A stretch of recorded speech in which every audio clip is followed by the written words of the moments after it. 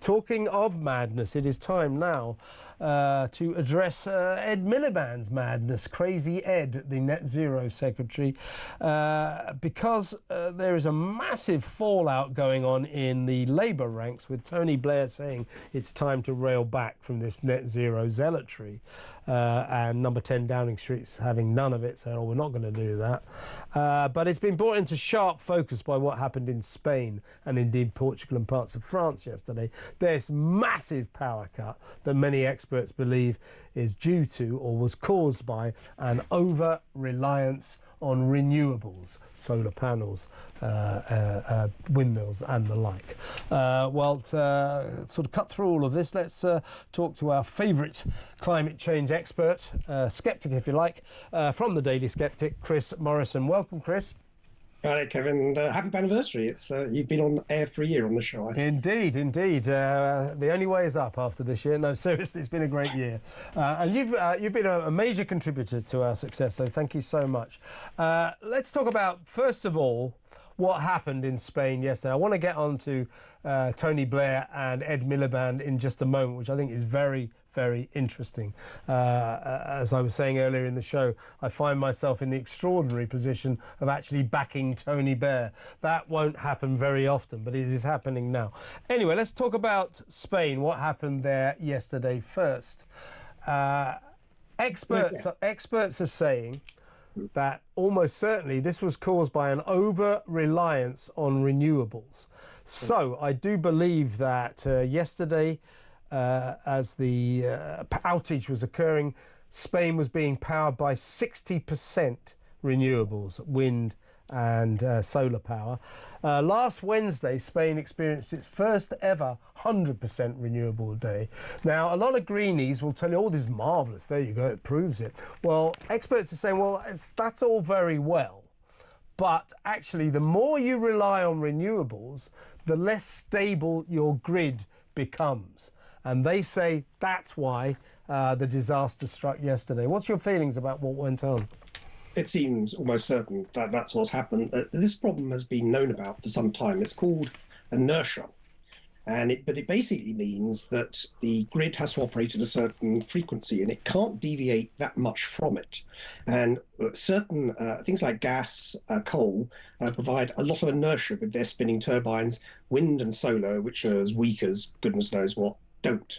And the problem is that the more wind and solar you put into these grids, the more unstable the grid becomes and the more likely you are to have the frequency dropping. And it can drop within 3 seconds and you're in trouble. And of course, this has been known for some time. I was actually reading a little bit up today about it, 1 or 2 papers. It's been known for some time this is a problem with putting renewables on the grid. There are no solutions as far as one can see. They talk about better battery storage, better computer technology, all this sort of thing. Well, they would, wouldn't they? But what happens is what happened in Spain, and what could happen tomorrow, I'm afraid, in this country. Possibly not as much of a risk in that we're still, thankfully, not at 60, 70% renewables. But if we go along this mad, headlong rush, we may well have this enormous instability and the whole system just will collapse and not come back. Well, once it does collapse, it's very difficult to get it back, and it took the Spaniards about a day to get it back fully running. So these problems are known, and yet the mad Miliband, all these people continue with their headlong rush. And this is not the only problem. We've talked on the programme about all the other problems that occur, the intermittency, the fact that the wind doesn't blow and the sun doesn't shine, and all of these things. So you have all these horrendous problems by trying to run a modern industrial society on sunbeams and breezes. It just makes sense.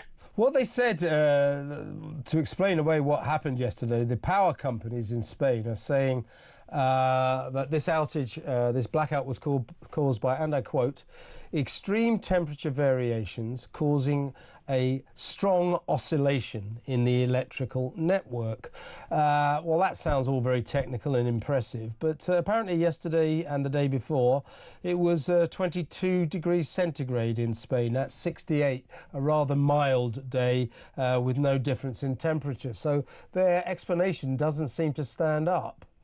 Well, they got it half right, because it did cause this oscillation, but I don't think it was nothing to do with the weather. it was due to the instability of the wretched renewables. So they had it half right. They came up with all sorts of things. They suggested a cyber attack.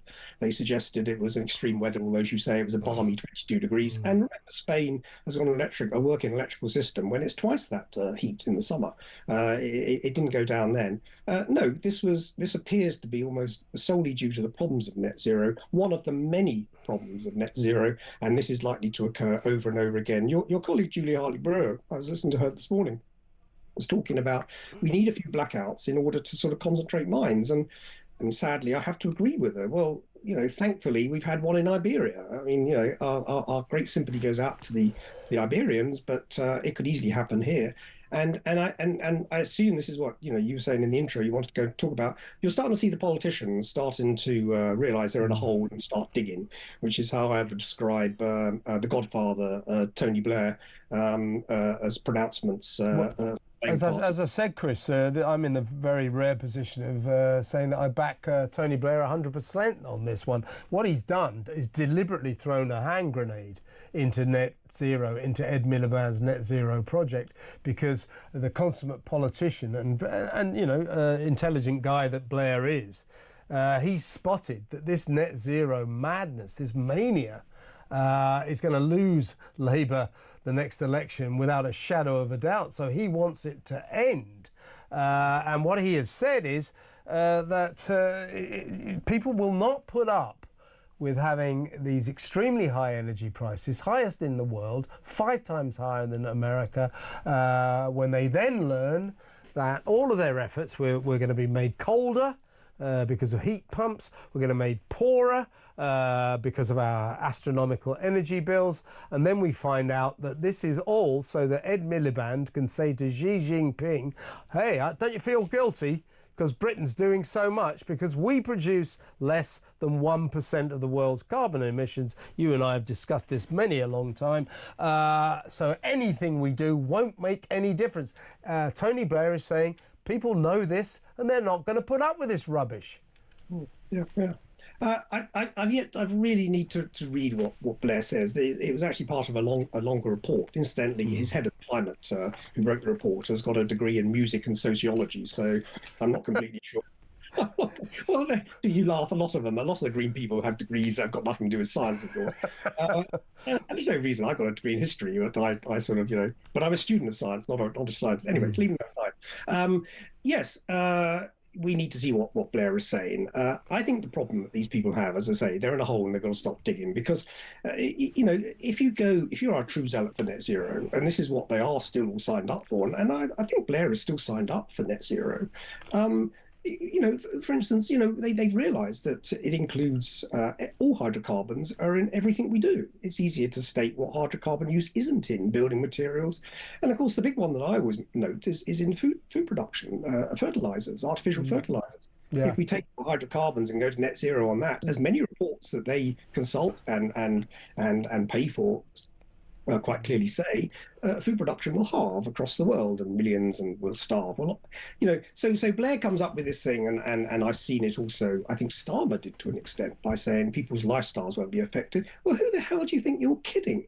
What you've been planning for the last 20 years, what your government is on a path to doing is to destroy all the things that we liked about modern industrial societies, the fact that we don't starve, the fact that good health, the clean water. What do these people think powers all the electricity and the energy that powers all of this? It's all down to using hydrocarbons, and I guess they worked it out that as I say, if you remove hydrocarbons, so they're stuck in a hole because I think Blair, I might have seen it, somebody else might have mentioned it, but he said, I'm not a climate denier. The problem they've got is for 20 years, in order to promote what is essentially a political agenda, net zero, it was always a hard left collectivist agenda, they're stuck with this idea that there's a climate emergency, a catastrophe. Yeah. And there isn't. It's an emergency. Let me just tell you, I've got a kind of brief précis of Blair's stance here. So he's attacked Starmer's net zero plans and called for a radical reset of the government's green agenda. He said this is a quote, "It's wrong that people are being asked to make financial sacrifices and changes in lifestyle when they know that their impact on global emissions is minimal."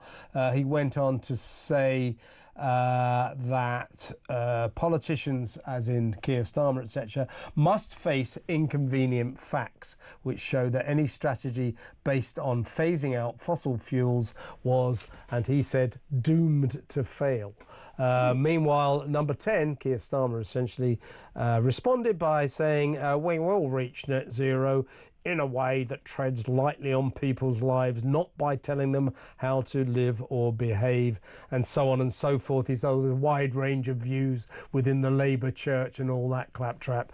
But basically, Keir Starmer's responded to Tony Blair by saying, "We're sticking with Ed's plan." Well, Tony Blair has done this because he is the consummate politician, and he knows that if Labour do carry on like this, with this net zero insanity, that it will be absolutely catastrophic for them. And many people believe that he's setting the scene for Keir Starmer to, shall we say, shuffle Ed Miliband out of the net zero secretary position. Because if he doesn't, Labour are going to be in big trouble. Yeah, but still, they've still got this problem that, Blair also said that he was in favour of carbon capture, perhaps one of the silliest ideas that people have had in the green agenda. The idea of sucking carbon dioxide out of the atmosphere and then storing, this under the sea and all this, costing billions and billions of pounds. They're still stuck with the idea that there is a climate emergency. And so whatever they say, there will always be this huge political agenda that says, "Oh, but you spent the last 20 years telling us the climate's going to collapse." Well, how can you now turn around and say nobody will be affected? Nobody will be, you'll be able to carry on eating meat and driving your SUVs and all this sort of stuff. It doesn't make sense. They're simply playing politics. They're in a hole and they've stopped digging, but they have no idea how to get out of it. And I say, my view, as you know, on Daily Skeptic, I'm not write about net zero, I write about science a lot. My view is they've got to get around the fact that this climate emergency was a fake political agenda. There is no climate emergency. Even the IPCC doesn't say there's a climate emergency. The IPCC says quite clearly that extreme weather events have not increased over the last 100 years, and humans have not had any significant part. So if when you say people accuse you of climate denial, you say, well, what am I denying? Because the data shows quite clearly the ice is growing back in the Arctic, the polar bears are sort of record numbers, the coral on the Great Barrier Reef is at record numbers, the Gulf Stream is as stable as it was 40 years ago. A recent paper shows all of this shows that their climate emergency was a fake to start with a huge amount of fake opinions put into climate models, fake statistics, the measurements they do of the temperature, which they constantly adjust and invent, and all sorts of things. And so you have this emergency, which they're still sort of apparently clinging to, but they've realised that the solution, which is to actually get rid of hydrocarbons, is simply not possible. It would lead to destruction of economic and societal economy and the society as we know it. It's just lunacy, isn't it? I mean, the whole thing is lunacy. Do you sense in any way that our Labour heroes are taking note of the popularity of Reform's policy on net zero, which is basically to chuck it in the bin and forget all about it, a la Donald Trump? Because I'd certainly vote for that, and so would millions of other Brits. Now, that policy is proving extremely popular for Reform. It's going to be very interesting to see what happens on Thursday, because we all know that in local elections people vote for national issues. But meanwhile, Labour, as you say, continues falling into this abyss, down into this rabbit hole of green lunacy. And every time someone, vaguely sensible like Blair crops up and says, maybe we should put the brakes on this a bit, they just double down and say, no, full guns blazing, we carry on. I mean, what is wrong with them? Yeah, I mean, they drink the Kool-Aid. They think that the population think there's a climate emergency, or that climate change is one of their main preoccupations. In fact, it isn't. It depends what question you ask. If you ask questions like, are you in favour of net zero to save the planet, you'll get 80% of people saying they're in favour of net zero. And there's been a lot of this been going on in the last 20 years or so. But the experience in America has shown quite clearly that if you actually ask proper questions, climate change is sort of like 19th out of 20th in people's concerns.